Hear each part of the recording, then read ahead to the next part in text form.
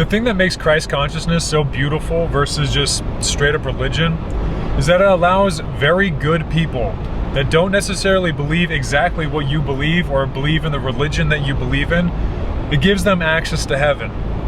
It gives them access to nirvana or Valhalla, whatever you want to call it, your version of heaven.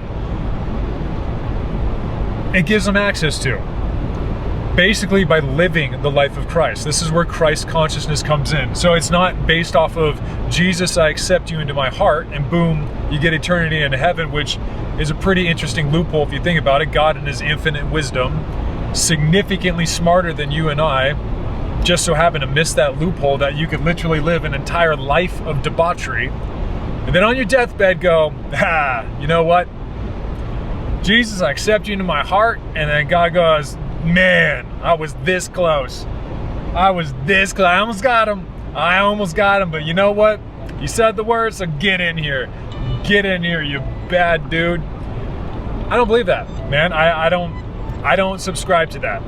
I think good people are good people, and I think God knows that.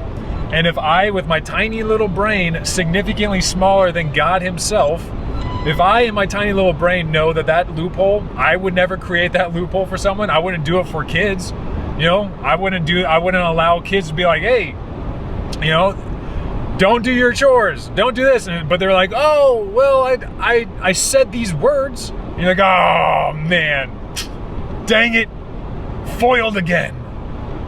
I don't believe that. And that's the beautiful thing about Christ consciousness, because when Jesus says, I am the way, I am the truth, and I am the life, he quite literally means the way he lives is the way he lives is the truth, and the way he lives is the life, not him the flesh. And there's such an infatuation with him in the flesh. I mean, think about it. In remembrance of him, we cannibalize him. We eat his flesh. And in remembrance of him, we're vampires. We drink his blood. And we do this in the form of communion. It's the body. Is such focus on the flesh. In order to remember him, we wear his dangling flesh, his corpse, on a cross around our necks. So much is based around Jesus the person instead of Jesus the life. And when I personally believe that when Jesus died, or not, sorry, when he didn't die, when he said, I'm the way, I'm the truth, and I'm the life, what he meant is live the way that I lived. And what's so beautiful about that is that now the people that live that life, they have access to heaven. Very good people. Buddhists. Think about Buddhism. These guys literally will go their entire lives trying to not step on ants. Doing everything they possibly can to minimize suffering as best as they possibly can. And then we're supposed to believe that God in his infinite wisdom is going to look down on them and say, you did all of my 10 commandments. Thou shalt not kill. Thou shalt not covet. Thou shalt not steal. All of those things. You did all of those things, but you know what? You didn't say those words. And so boom, you're going to get punished for eternity in a lake of fire. I'm sorry, man. That just doesn't sit well with me. I don't believe that. I don't believe that my benevolent God would structure his creation like that. What I think is that we have interpreted the word incorrectly. And personally, I think that the Bible has been raped.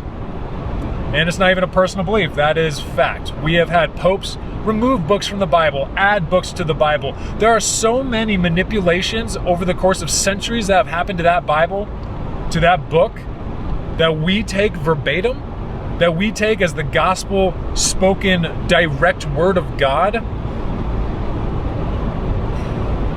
that I don't know how we could possibly believe every single word anymore, because it's been manipulated by man. It's not pure anymore. And so what do we have to do? We have to use our discernment, and we have to say, you know what? That makes sense. That doesn't make sense, because it's no longer just the direct word of God. It's a manipulated book by man. And so you have to use what God gave us, our brains and our discernment, in order to navigate what's truth, what's factual, and what's not. And me personally, I do not subscribe to the mentality, to the mindset that God, loving God, in his infinite wisdom, would create a people that sole purpose, essentially, is to say some words on their deathbed, and boom, you get to live forever in the best place for all eternity. I'm sorry, man. That one escapes me.